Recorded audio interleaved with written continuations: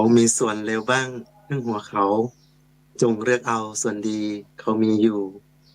เป็นประโยชน์โลกบ้างช่างน่าดูส่วนที่ชั่วอย่าไปรู้ของเขาเลยกราบถวายความเคารพในเมตตาธรรมของพระเดชพระคุณหลวงพ่อพระเทพมังคลาจารย์เจ้าคณะจังหวัดเชียงใหม่เจ้าวัดวัดนาตอนพระรามหลวงกราบถวายความเคารพในพระเดชพระคุณหลวงพ่อพระเทพสิงหาวราจารย์รองเจ้าคณะจังหวัดเชียงใหม่วัดพระสิงห์วรมหาวิหารกราบถวายความเคารพพระอาจารย์ท่านพระครูโสพลปริยัติเลขานุการรองเจ้าคณะจังหวัดเชียงใหม่และเลขานุการคณะกรรมการศีลห้าหุนเหนือกราบถวายความเคารพพระเถรานุเถระเจริญพรน้องสามเณรและก็ญาติโยมสาธุชนผู้มีบุญทุกคนทุกท่านนะวันนี้ก็มาพบกับพระอาจารย์กล้าธรรมโชติสิปโปนะครับประธานสงฆ์ธุดงคฐานล้านนาครูพระสอนศีลธรรมในจังหวัดเชียงใหม่ของพวกเราวันนี้มีหัวข้อในรายการธรรมารับอรุณของพวกเราในช่วงเวลา7 นาฬิกาถึง7 นาฬิกา 30 นาทีโดยประมาณนะครับท่านใดได้ยินเสียงท่านใดอยากจะฟังธรรมะอะไรก็ตอบมาในแชทได้เลยนะครับวันนี้ป้าอาจารย์มีหลักวิชานะหลักวิชาในการสร้างวัดนะการสร้างวัดไม่ว่าจะเป็นการสร้างอะไรก็ตามเนาะเป็นถาวรวัตถุนะเกิดขึ้นในโลกใบนี้ย่อมมีวัตถุประสงค์นะเช่นการสร้างวัดในบวรพระพุทธศาสนาก็ตามไม่ว่าวัดเชตวันมหาวิหารมหาอุบาสกอนาถาบิณฑิกาเศรษฐีนะครับได้สร้างขึ้นมาบุพารามมหาอุบาสิกาวิสาขาได้สร้างขึ้นมาล้วนแล้วแต่มีวัตถุประสงค์นะครับการที่จะสร้างวัดได้สักหนึ่งวัดบุคคลต้องมีความวิริยะอุตสาหะพุทธบริษัท4ในชุมชนนั้น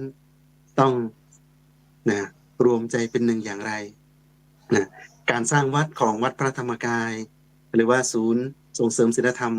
หรือว่าวัดสาขาทั่วประเทศจริงๆมีอยู่3ข้อนะมีอยู่3ข้อ1วัตถุประสงค์ของการสร้างวัด1สร้างวัดให้เป็นวัด2สร้างพระให้เป็นพระแท้3สร้างคนให้เป็นคนดีครับมีวัตถุประสงค์แต่เพียง3ข้อนี้เองนะแล้วก็แต่กิจกรรมออกไปนะแต่กิจกรรมออกไปในหลายๆกิจกรรมแต่ว่าสร้างวัดให้เป็นวัดสร้างวัดเป็นวัดต้องแบบไหนเนาะต้องมีความสะอาดร่มรื่นนะครับเหมาะแก่การประพฤติปฏิบัติธรรมแล้วก็ฟังธรรมเสนาสนะก็พร้อมด้วยสัพพยะสี่ไม่ว่าจะเป็นสถานที่เป็นที่สบายอาหารเป็นที่สบายบุคคลเป็นที่สบายแล้วก็ธรรมะเป็นที่สบายนะครับเนี่ยสำคัญเลยนะพอสร้างวัดให้เป็นวัดสะอาดร่มรื่นแล้วสร้างพระให้เป็นพระแท้นะทีนี้นะครับสร้างพระเป็นพระแท้คืออะไรนะครับการที่เราบวชมาในบวรพระพุทธศาสนาต้องมีการฝึกฝนอบรมตนเองบวชมาเพื่อขัดเกลาในกิเลสในตัวเองนิสัยใจคอที่ตอนที่เป็นคฤหัสถ์อยู่เป็นอย่างไรต้องมาแก้ไขขัดเกลาให้ใสสะอาดบริสุทธิ์ผ่องใสนะแล้วก็อยู่ในศีลอยู่ในธรรมศีล227ข้ออยู่ในกฎมหาเถรสมาคมแล้วก็เจ้าคณะการปกครองตั้งแต่ระดับผลจังหวัดไล่เลยมาเลยนะครับอำเภอตำบลแล้วก็จนเป็นเจ้าอาวาสปกครองลูกวัดลูกพระลูกเนรวาโสวสิกาในวัดให้มีศีลมีธรรมเป็นต้นบุญต้นแบบนั่นเองนะสร้างวัดให้เป็นวัดสร้างพระให้เป็นพระแท้สร้างคนให้เป็นคนดีจริงๆนะครับตรงนี้แหละว่าการที่เราสร้างวัดสร้างวาสร้างโรงเรียนหรือว่าสร้างสาธารณสงเคราะห์ต่างๆย่อมมีวัตถุประสงค์วัตถุประสงค์ข้อที่3นี่คือจึงสำคัญนะสร้างวัดมาแล้วก็เพื่อที่สร้างคนให้เป็นคนดีนะพอหลักสูตร3ข้อนี้เกิดขึ้นแล้วนะเอาหลักการนี้ไปใช้เราก็แต่เป็นกิจกรรมนะ สร้างวัดให้เป็นวัดสร้างพระให้เป็นพระแท้สร้างคนให้เป็นคนดีนะครับมีคุณยายอาจารย์มหารัตนวาสิกาจันทร์ขนนกยูงเป็นแม่ชีวัดปากน้ำท่านหนึ่งนะ อ่านหนังสือไม่ออกเขียนหนังสือไม่ได้มาสร้างวัดตอนวัยเกษียณพระอาจารย์ทุกรูปญาติโยมทุกคนคนวัย60ที่จะเกษียณแล้วใช่ไหมแต่ท่านไม่ยอมเกษียณตัวเองท่านได้มานะบ่มเพาะฝึกฝนอบรมตนเองเป็นลูกศิษย์หลวงปู่พระมงคลเทพมุนีสดจันทสโรพระผู้ปราบมารหลวงปู่สดวัดปากน้ำพระจิเจริญเองท่านยอมตนนะตั้งแต่เป็นหญิงชาวไร่ชาวนานะครับยอมตนที่จะอยากจะค้นพบนะคำตอบว่านะคนตายแล้วจะไปไหนนะเกิดมาทำไมตายแล้วจะเป็นอะไรคือประมาณชีวิตโดยพ่อจะมาขอขมานะลาโทษโยมพ่อคุณพ่อตัวเองที่ท่านได้กล่าววาจาเอาไว้ท่านก็ไม่อยากจะมีวาจานั้นนะวาจาของพ่อของแม่นั้นศักดิ์สิทธิ์มากท่านอยากจะไปตามหาพ่อซึ่งพ่อตายไปแล้วนะซึ่งยายก็มาเป็นศิษย์หลวงปู่วัดปากน้ำนะซึ่งก็ได้เป็นบุคคลผู้ให้กำเนิดนะวัดพระธรรมกายเนี่ยเป็นจุดเริ่มต้นนะจุดเริ่มต้นตั้งแต่คุณยายอาจารย์เป็นลูกชาวนานะก็ทำไร่ทำนาตามคนปกตินะครับครอบครัวของคุณยายอาจารย์นั้นก็เป็นครอบครัวที่ใหญ่นะแต่ก็โยมพ่อท่านก็นะเป็นคนฐานะน้อยกว่าโยมแม่นะถือว่ามีคำหนึ่งนะที่โยมพ่อนี่สั่งเมาเลยนะชอบดื่มเหล้าแล้วก็มีการมีปากมีเสียงกับโยมแม่แต่มีคำโยมแม่ของคำหนึ่งที่ดักคอโยมพ่อคุณยายเลยว่าไอ้นกกระจอกอาศัยรังเขาอยู่ใช่ไหมโอ้โหคำนี้สางเมาเลยทีเดียวพอยายก็ไปทุกท้องไร่ท้องนาเสร็จปุ๊บกลับมานะกลับมาปรากฏว่าพ่อป่วยพ่อละสังขารไปนะก่อนละสังขารเนาะคุณพ่อคุณยายก็เคยพอเจอคำด่าของแม่แบบนี้เบรกเลยนะโดนเบรกพ่อก็ถามลูกๆเลยว่าลูกพวกเองได้ยินไหมเนี่ยแม่ได้ด่าพ่อ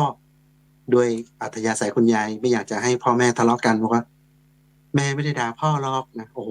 เหมือนกับเอาน้ำมันราดใส่กองไฟนะถ้าเองไม่ได้ยินขอเองหูหนวก500 ชาติโอ้โหคำนี้ติดอยู่ในใจยายนะติดในใจคุณยายอาจารย์มารัตนวาสิกาจันทร์คนนกยูงตอนนั้นยังเป็นคุณยายจันทร์นะจันทร์คนนกยูงอยู่ท่านก็เลยติดในใจปรากฏว่าไปไล่ไปสวนไปนากลับมาไม่ทันทุกคนได้ขอขมาพ่อหมดแต่คุณยายอาจารย์ไม่ได้ขอขมาคำนี้แหละจึงติดอยู่ในใจคุณยายตลอดอยากจะไปค้นหาชีวิตพ่อในปรโลกว่ามีวัดไหนมีเจ้าวาดองค์ไหนคำสอนใดที่จะเปิดทางสว่างให้คุณยายได้บ้างท่านก็ได้ยินชื่อเสียงของพระเดชคุณหลวงปู่วัดปากน้ำพระมงคลเทพมุนีสดจันทสโรพระผู้ปราบมารท่านก็ไปเลยนะแต่ทำไงล่ะเจ้าอาวาสทำไงจะได้เข้าสู่ได้พบได้เจอท่านก็ต้องไปยอมตนนะเป็นคนรับใช้คุณนายเลียบเป็นคนรับใช้คุณนายเลียบก็สืบไปสืบมาจนได้เป็นคนรับใช้แต่ว่าคุณยายนั้นรักการฝึกตัวปัดกวาดเช็ดถูสะอาดสะอ้านทุกอย่างเรียบร้อยหมดจนเจ้าเขาเรียกว่าเจ้าบ้านเนี่ยมอบกุญแจคุณคลังให้ดูแลเลยขนาดลูกตัวเองยังไม่ให้ดูแลเลยนะยายจึงตัดสินใจเลยนะได้เจอคุณยายทองสุขสำแดงปั้นก็ฝากตนเป็นศิษย์แอบนั่งสมาธินะซึ่งตัวเองก็อยากจะไปพบพ่อพอยายได้ฝึกสมาธินะคุณยายทองสุขก็เอาเลยชวนบวชเลยคืนนั้นก็ไปเช่าผ้ากันมาโกนหัวออกบวชเลยเป็นศิษย์หลวงปู่วัดปากน้ำจนหลวงปู่ได้ถ่ายทอดเขาเรียกว่าธรรมะขั้นสูงเรียกว่าวิชาธรรมกายวิชาของพระสัมมาสัมพุทธเจ้าให้นะครับเจริญพรนะครับผู้มีบุญทุกคนนะเข้ามาแล้วก็กดไลค์กดแชร์กันนะปรากฏว่าคุณยายนั้นก็ยอมตนโปรงผมออกบวชวัดปากน้ำเลยทีเดียวปรากฏว่าคุณหลวงปู่วัดปากน้ำก็ถ่ายทอดธรรมะให้จนสิ้นอายุไขของท่านบอกว่าก่อนท่านมรณภาพ5 ปีใครมีอะไรที่อยาก กิจการใดๆที่ทำอยู่ก็ขอให้ทำต่อไปเลยฝากฝังคุณยายว่า ขอให้รออยู่ที่วัดปากน้ำนะจะมีคนที่มีบุญมีบารมีจะเผยแพร่ผู้ศาสนาไปทั่วโลกได้ยายก็รออยู่จนมาเจอหลวงพ่อธรรมชโยนะที่เป็นนิสิตมอเกษตรนะจนคุณยายรับไว้เป็นศิษย์แล้วก็ได้มีโอกาสได้มานะขยายงานพระพุทธศาสนาเกิดขึ้นจนมีวัดพระธรรมกายเกิดขึ้นแล้วก็ได้สนองงานคณะสงฆ์ทุกจังหวัด77จังหวัดโดยมีศูนย์ส่งเสริมศีลธรรมทั้งภายในและต่างประเทศวันนี้พระอาจารย์ก็เลยอยากจะเอาหนังสือเล่มนี้นะครับหนังสือเล่มนี้ชีวิตการสร้างบารมีของคุณยายอาจารย์มหารัตนอุบาสิกาจันทร์ขนนกยูงนะครับอาจจะนมัสการค่ะพระอาจารย์โอเจริญพรใครเข้ามาแล้วก็ฝากกดไลค์กดแชร์นะในพระอาจารย์จะเอาหนังสือเล่มนี้ผู้ให้กำเนิดวัดพระธรรมกายเป็นข้อคิดสะกิดใจยายอ่านหนังสือไม่ออกเขียนหนังสือไม่ได้แต่คุณยายอาจารย์นั้นนะปฏิบัติธรรมจนไปช่วยเหลือโยมพ่อแล้วคุณพ่อที่กำลังตกนรกอยู่ก็ดื่มกอกน้ำทองแดงอยู่พ่อดื่มเหล้าใช่ไหมคุณยายก็นั่งเข้าสมาธิไปเอาบุญไปฝากเอาพ่อขึ้นมาจากนรกได้เห็นไหมครับว่าคนที่อ่านหนังสือไม่ออกเขียนหนังสือไม่ได้นั้นได้มาสร้างวัดพระธรรมกายได้มาสร้างพระสร้างคนให้เป็นคนดีวันนี้ใครอยากจะได้ให้พระอาจารย์เปิดหน้าไหนนะเปิดหน้าไหนเดี๋ยวอาจารย์สุ่มเปิดกันนะสุ่มเปิดก่อนปึ๊บมาหน้าที่223นะหน้าที่223นะหน้านี้จะมีตั้งแต่หน้า1ถึงหน้าที่หน้าที่1ถึงหน้าที่ประมาณ400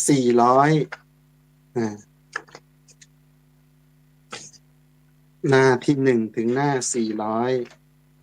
427นะใครอยากจะเอาให้พระอาจารย์เล่าธรรมะของคุณยายอาจารย์หน้าไหนหน้าหน้าที่1ถึงหน้าที่227นี่นะพระอาจารย์เปิดสุ่มเปิดก่อนเนาะหน้า223ก่อนใช้บุญให้เป็นนะเห็นเลยว่าการที่เราจะไปสร้างวัดให้เป็นวัดสร้างพระให้เป็นพระแท้สร้างคนให้เป็นคนดีหรือว่าสร้างบ้านเป็นบ้านที่น่าอยู่ไม่ใช่เป็นบ้านที่อบอ้าวสร้างโรงเรียนเป็นโรงเรียนน่าอยู่ไม่ใช่โรงเรียนที่เข้าไปแล้วลูกเราก็นะไม่มีความปลอดภัยคุณครูก็ดุก็ด่าก็ตีก็เคี่ยนแบบเนี้ยเราเราควรจะฝากฝังนะลูกหลานเราไปโรงเรียนไหนเราควรจะฝากฝังลูกหลานเราไปวัดไหนนะครับอย่างนี้เป็นต้นซึ่งหลักคำสอนในพระพุทธศาสนาก็คือจะให้เราทำให้เรา1ละชั่ว2ทำความดี3ทำจิตใจให้ผ่องใสนะครับนี่ถ้าเราได้ยึดหลัก3ข้อนี้นะในการดำรงชีวิตอาจารย์เชื่อมั่นว่านะเราก็จะได้เกิดประโยชน์สูงสุดนะครับแล้วก็ทั้งประสบความสุขความสำเร็จทั้งในภพชาตินี้ภพชาติหน้านะครับทุกภพทุกชาตินะครับคำสอนคุณยายอาจารย์นะที่ท่านเป็นผู้ให้กำเนิดวัดพระธรรมกายแล้วก็สร้างศูนย์ท่านก็บอกว่าใช้บุญให้เป็นบุญต้องใช้ด้วยเหรอใช้แล้วถ้าใช้เป็นก็เกิดประโยชน์ใช้ไม่เป็นก็เกิดโทษเนาะการทำทานเป็นเสบียงการทำสมาธิทำให้หลุดพ้นต้องทำให้มากๆกว่าเราจะได้บุญต้องมีความเพียรพยายามกว่าจะได้บุญต้องมีศรัทธามีเนื้อนาบุญมีทุกสิ่งทุกอย่างพร้อมจึงจะทำบุญได้เมื่อทำบุญยากอย่างนี้ต้องอย่าให้บุญหกบุญหล่นไปใช้บุญให้เป็นเพราะบุญจะนำพาเราสู่ความสุขได้นะในญาติโยมคนไหนชอบสั่งสมบุญบ้างยกมือหน่อยครับขอเชิญสาธุการมาหน่อยเนาะ ในใครได้ตักบาตรถวายเพลพระถวายสังฆทานสวดมนต์นั่งสมาธิช่วงเข้าพรรษาบ้างนะ นะแล้วก็ใครได้ตักบาตรเทโวโลหณะบ้างได้ทำบุญเข้าพรรษาออกพรรษาบ้างเยอะเลยเนาะ นะการใช้บุญให้เป็นนะคุณยายอาจารย์ท่านบอกว่าการทำทานเป็นเสบียงญาติโยมรู้ไหมว่าทำไมเราทำทาน ทำทานไปทำไมเห็นไหมทำทานเป็นเสบียงบุญแต่ทำทานจะทำให้เรามีทรัพย์มากไม่อดไม่อยากเห็นไหมไม่อดไม่อยากเลย คนที่อดอยากก็คือคนที่ตระหนี่หวงแหนทรัพย์ตระหนี่หวงแหนทรัพย์ไม่มีโอกาสได้สั่งสมบุญแต่พอทรัพย์หมดโอ้ตัวเองก็ไม่มีเวลาไม่มีอารมณ์แล้วนะหารู้ไหมว่าภพชาติต่อไปที่เราตระหนี่ทีนี้หวงแหนทรัพย์ทำบุญไม่ต่อเนื่องนั่นแหละทำให้บุญเราหย่อนไปอยากจะบอกว่าทำทานเป็นเสบียงนะทำสมาธิทำให้หลุดพ้นสองอย่างเนาะถ้าเราไม่ทำทานเราก็ไม่มีทรัพย์ไม่มีดวงปัญญาไม่มีเวลาไม่มีอารมณ์หรอกเมื่อไหร่ที่เราสั่งสมบุญสั่งสมทานบารมีในภพชาตินี้นะอย่างน้อยนะบุญส่งผล25%นะเทียบกับบรรดาตัวอย่างนะอันนี้พระอาจารย์ตีต่างว่าอุปมาแล้วกันนะให้ว่าภพชาตินี้ถ้าเราสั่งสมภพชาตินี้ส่งผล25%ถ้าอีกนะเขาเรียกว่า75%หรือว่า80%ในข้างหน้าเนี่ยก็จะส่งผลภพชาติต่อไปเราเป็นยังไงนั่นแหละนะ75%หรือ80%เป็นเราณปัจจุบันนี้นะถือว่า80%แล้วกันนะ80%จากภพชาติที่ผ่านมาเราสั่งสมอะไรภพชาตินี้เราก็ได้อย่างนั้นแต่ว่าเราสั่งสมชาตินี้ภพต่อไปเราก็ออกแบบชีวิตได้เพราะว่าเราคือดีไซเนอร์ออฟไลฟ์เราคือผู้ออกแบบชีวิตเราลิขิตด้วยตัวเราเองนะการทำทานเป็นเสบียงการทำสมาธิทำให้หลุดพ้นเห็นไหม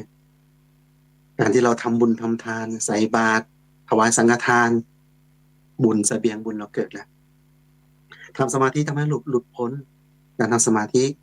เจริญสมาธิภาวนาเอาใจเรากลับมาไว้ในตัวอาจจะยุบหนอพองหนอพุทโธนะกำหนดลมหายใจหรือว่าสัมมาอรหังก็ตามนะสมาธิที่เราถูกจริตเรานะครับนะเราก็ไปพฤติปฏิบัติในทุกวันนะครับไม่ให้ขาดจะทำให้เราใจหยุดใจนิ่งนะครับเข้าถึงสภาวะธรรมภายในเข้าถึงดวงธรรมภายในองค์พระภายในหยุดในหยุดไปเรื่อยๆเห็นกายในกายไปเรื่อยๆนะครับทำให้เรารู้อะไรดีอะไรชั่วอะไรควรไม่ควรถูกผิดนะจ๊ะวันนี้อยากจะบอกว่าทำทานเป็นเสบียงทำสมาธิทำให้หลุดพ้นต้องทำให้มากๆโอ้ข้อนี้นะทำน้อยได้ไหม มีน้อยทำน้อยมีมากทำมากไม่ให้เดือดร้อนตนเองแล้วก็ผู้อื่นนะครับเหมือนกับอะไรเหมือนกับน้ำหยดทีละติ๋งยังเต็มตุ่มชั้นใดนะบุญก็เหมือนกันนะเหมือนเราหยอดกระปุกออมสินแหละหยอดทุกวันกระปุกออมสินนั้นย่อมเต็มน้ำหยดทีละติ๋งยังเต็มตุ่มชั้นใดบุญก็เหมือนกันนะบุญที่เราได้หยอดไว้ในพุทธศาสนาทุกวันเนี่ยทำให้ชีวิตของเรานั้นเต็มเปี่ยมไปด้วยบุญกุศลชีวิตเราก็จะรุ่งเรืองราบรื่นสดชื่นสว่างไสวนะครับคุณยายอาจารย์จึงได้รวบรวมศิษยานุศิษย์รวมกันเอาคนที่รักการฝึกตัวรักการฝึกฝนตนเองรักการเป็นผู้เสียสละมารวมตัวกันจึงสร้างวัดได้สำเร็จนะครับยายจึงมีคำสอนจากการประพฤติปฏิบัติธรรมได้มาถวายความรู้ลูกพระลูกเนรยายบอกว่าทำทานเป็นเสบียงทำสมาธิทำให้หลุดพ้น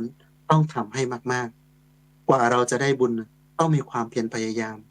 กว่าจะได้บุญต้องมีศรัทธามีเนื้อนาบุญทุกสิ่งทุกอย่างพร้อมจึงจะทำบุญได้โอ้โหไม่ธรรมดานะถามว่าการจะไปสั่งสมบุญใส่บาตรลุกขึ้นตอนเช้านี่ยากไหมยากมากหุงหาอาหารยากมากสละทรัพย์ไปซื้อภัตตาหารยากมากมีภัตตาหารแล้วจะมีพระเนนออกบิณฑบาตไหมก็ไม่รู้ว่าจะเจอหรือเปล่านะเห็นไหมครับว่าต้องมีความเพียรพยายามขันติบารมีโอ้เพียรพยายามเลยเนี่ยอดทนต่อความง่วงเหงาหานอน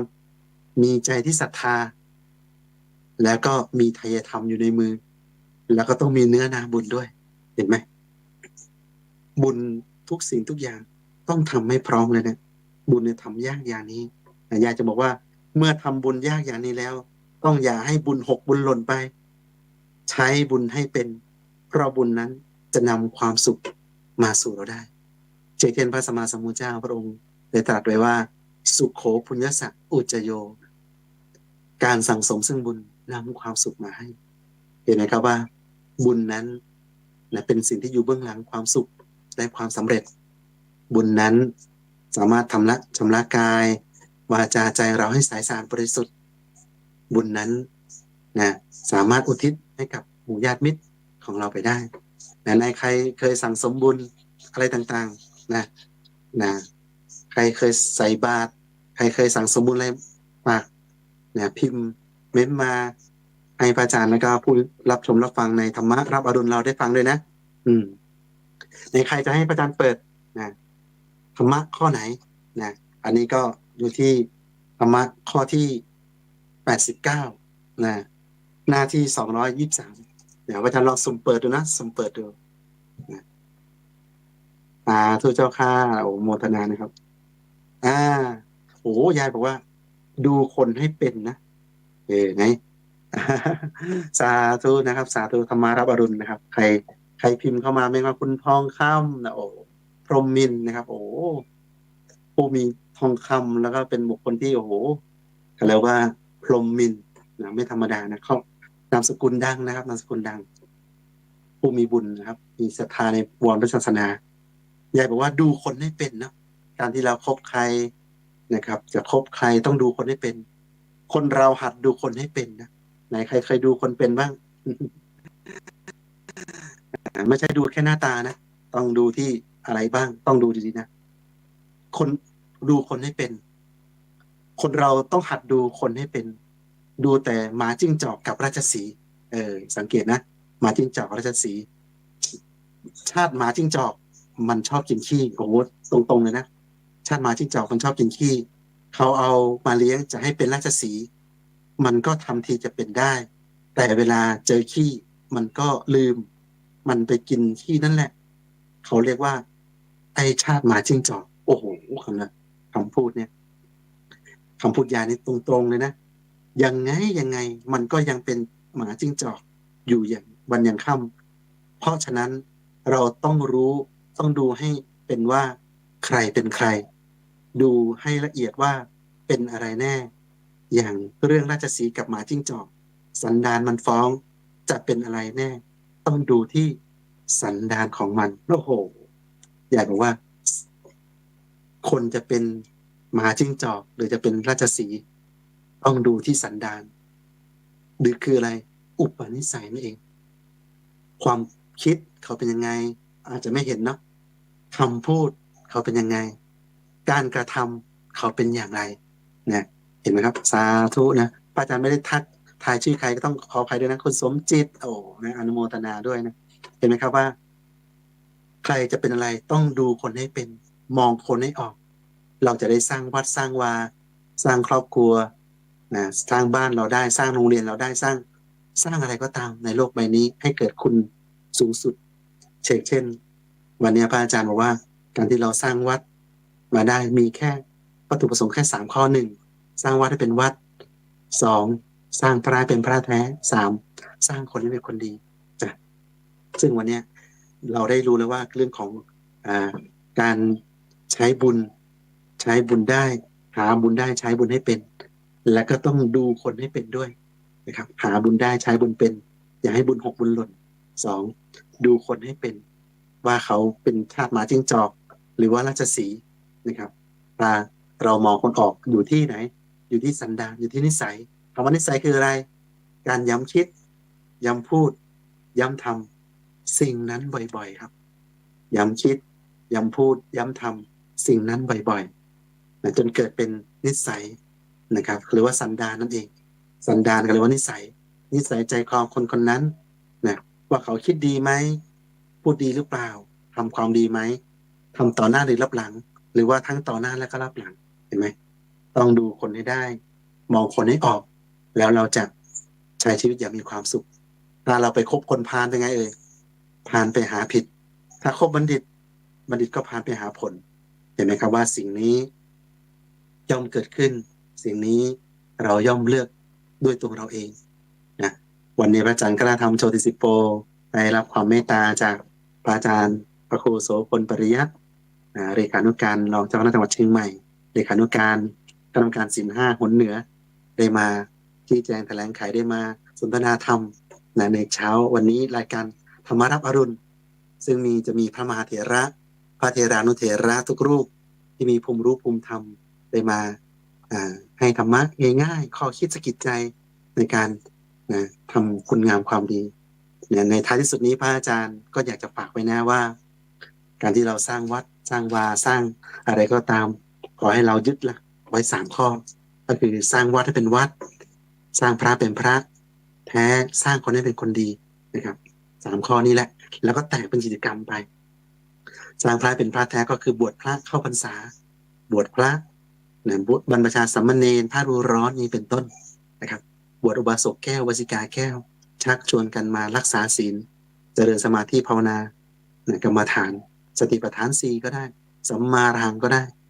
นะพุทโธก็ได้แล้วแต่เราเราที่จริตเราชอบแบบไหนขอให้ใจเราหยุดนิ่งตั้งมั่นแค่นั้นเป็นพอสภาวะธรรมภายในเราก็จะเกิดขึ้นเองนะครับวันนี้พระอาจารย์กล้าทำโจติสิปโปฝากไว้นะว่าการสร้างวัดสร้างวาสร้างบ้านเราให้อบอุ่นสร้างชีวิตของเราให้มีความสุขนั้น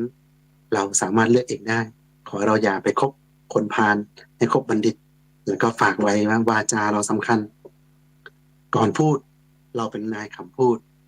หลังพูดแล้วคำพูดจะเป็นนายเราซึ่งเราเห็นบริษัทต่างๆที่หลอกลวงคนหรือว่าคนไหนที่มีความโลภมีความโกรธความหลงส่วนใหญ่จะอะไรที่ผิดศีลง่ายสุดวาจาเองไม่ต้องลงทุนลงแรงใดๆเลยลมปากนี่แหละพระอาจารย์เลยฝากว่าพูดแล้วถ้าขาดทุนอย่าพูดพูดแล้วต้องได้กำไรนะครับวันนี้อาจารย์ฝากไว้ก็ขออนุโมทนาก็